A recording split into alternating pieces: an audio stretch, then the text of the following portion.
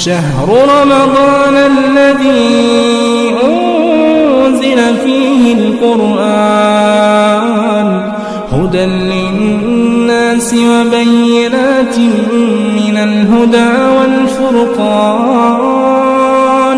فمن شهد منكم الشهر فليصمه.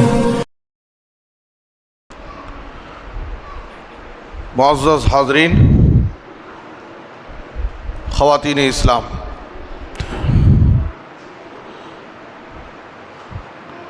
سماج اور معاشرے میں شرک کے بڑھنے کے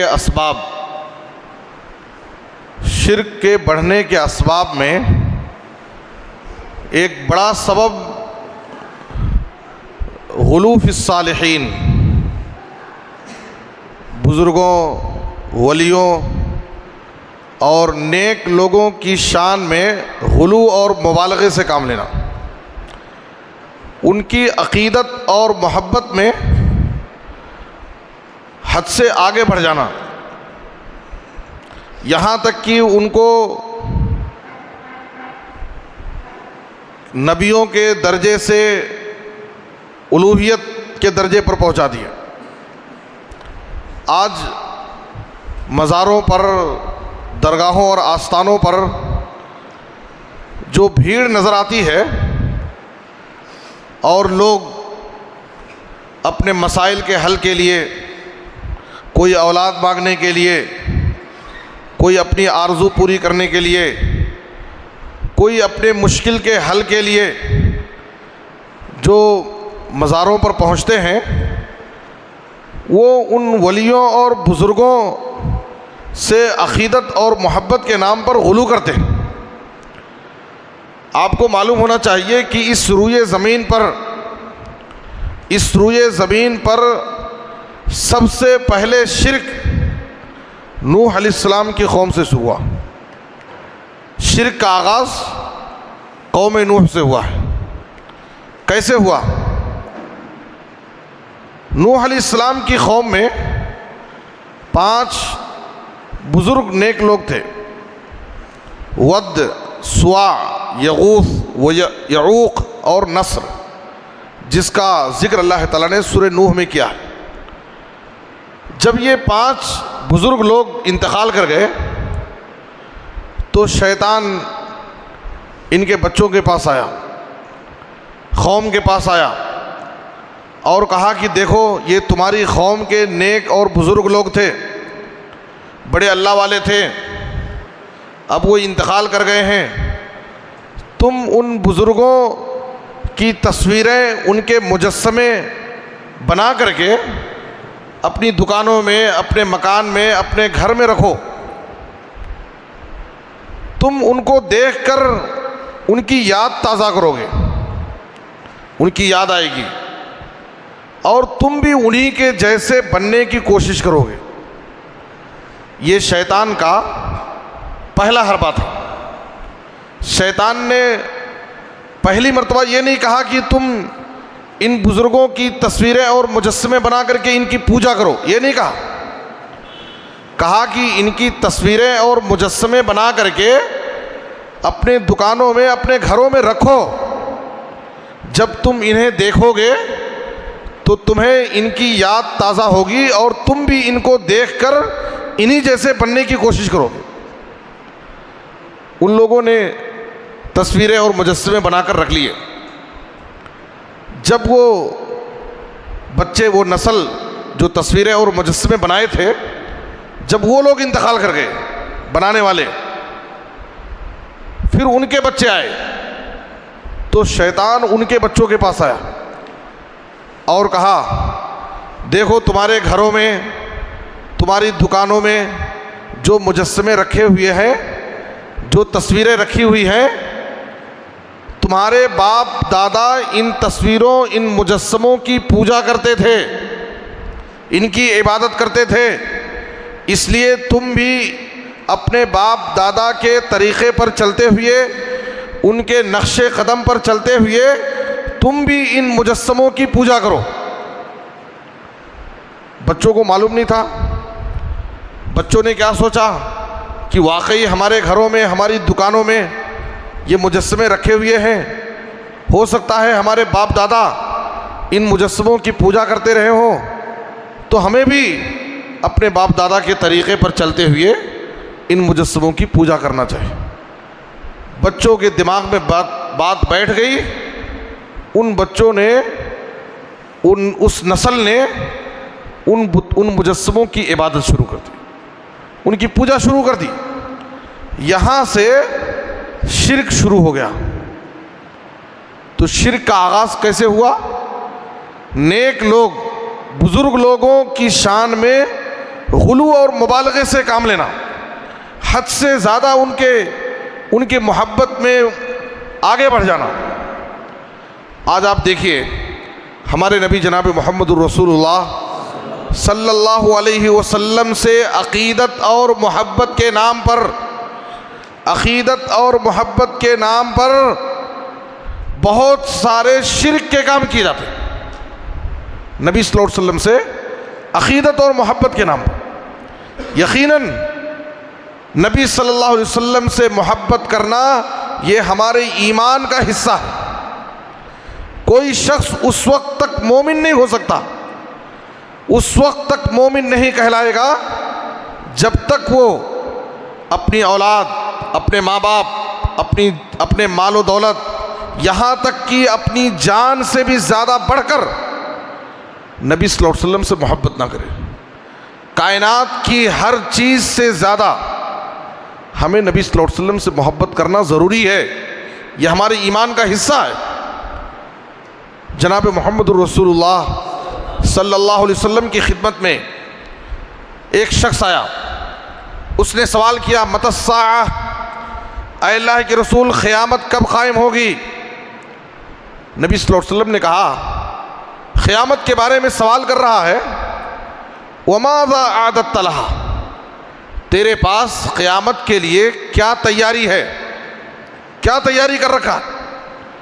اس نے کہا کہ میرے پاس تو بہت زیادہ نماز روزے، بڑی بڑی عبادتیں تو نہیں ہیں میرے پاس، لیکن میں اللہ اور اس کے رسول سے سچی محبت کرتا ہوں، اللہ اور اس کے رسول سے سچی محبت کرتا ہوں۔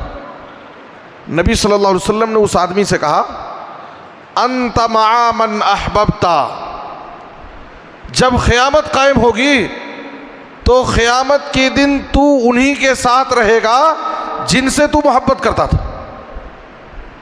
دنیا میں جن کے ساتھ دوستی کرے گا، جن کے ساتھ اس کا اٹھنا بیٹھنا رہے گا، جن سے ہماری محبت ہوگی، آخرت میں ہم انہی کے ساتھ رہیں گے۔ اس لیے دنیا میں ہماری دوستی، ہمارا اٹھنا بیٹھنا، ہمارے تعلقات، ہمارا ملنا جلنا اچھے اور نیک لوگوں کے ساتھ ہونا چاہیے، تاکہ ہم آخرت میں جنت میں انہی نیک لوگوں کے ساتھ رہیں۔ حضرت انس رضی اللہ عنہ کہتے ہیں کہ اسلام میں، زمانے اسلام میں نبی صلی اللہ علیہ وسلم کی کسی بات سے ہمیں اتنی خوشی نہیں ہوئی جتنی خوشی نبی صلی اللہ علیہ وسلم کی اس بات سے ہوئی کہ تم آخرت میں انہی کے ساتھ رہو گے دنیا میں جن سے تم محبت کرتے تھے۔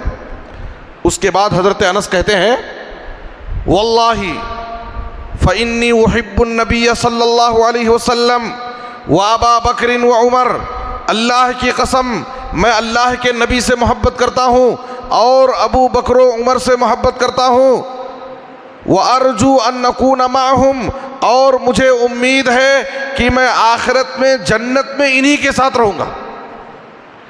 وَإِن لَّمْ أَعْمَلْ بِمِثْلِ أَعْمَالِهِمْ، اگرچہ مجھے امید ہے کہ میرے پاس ان کے جیسے اعمال نہیں ہیں، میرے پاس ابو بکر و عمر جیسی نیکی تو نہیں ہے، لیکن ابو بکر و عمر سے محبت کرنے کی وجہ سے مجھے امید ہے کہ میں انہی کے ساتھ رہوں گا۔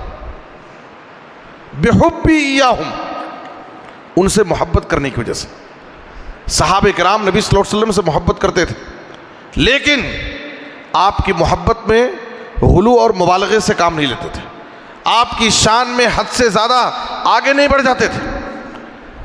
نبی صلی اللہ علیہ وسلم نے حدیث کے اندر فرمایا لا تطرونی کما اطرت النصارى ابن مریم انما انا عبد فقولوا عبد اللہ ورسول.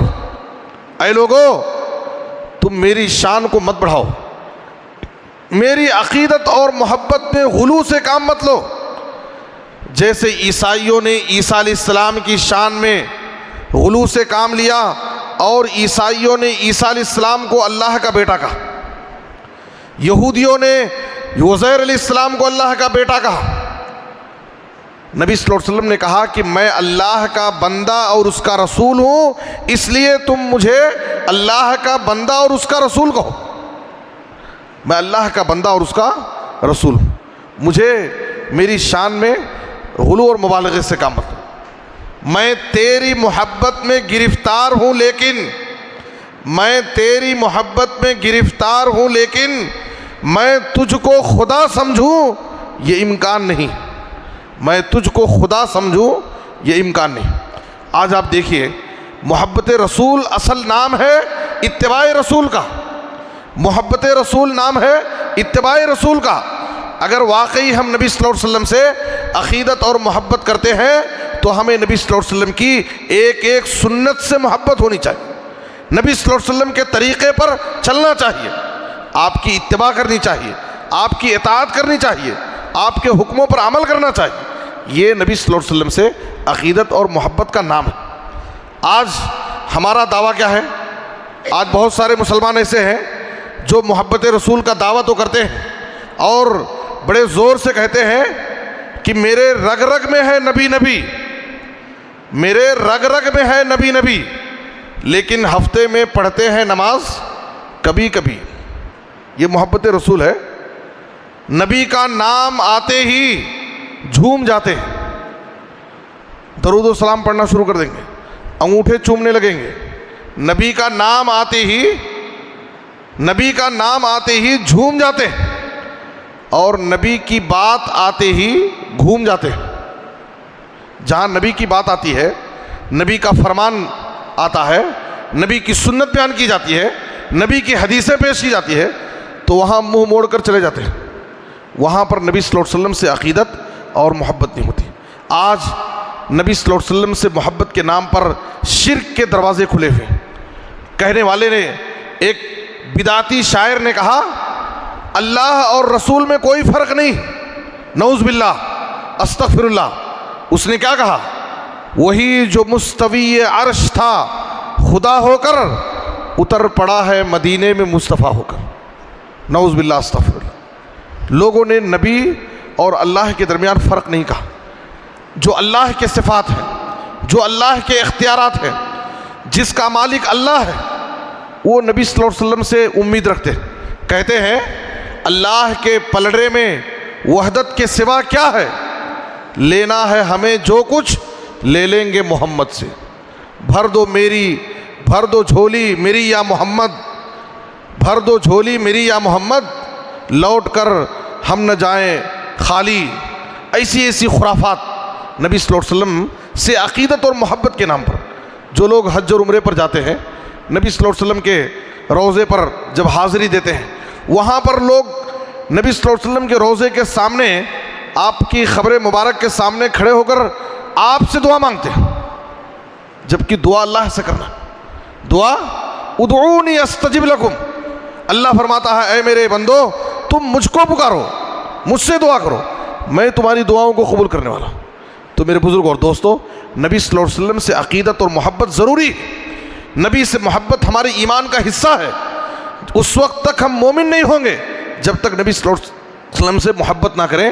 لیکن محبت رسول نام ہے اتباع رسول کا، نبی صلی اللہ علیہ وسلم کی سنت پر عمل کرنے کا. اس لیے نبی کی محبت کے نام پر ہم آپ کی شان میں غلو اور مبالغے سے کام نہ لیں.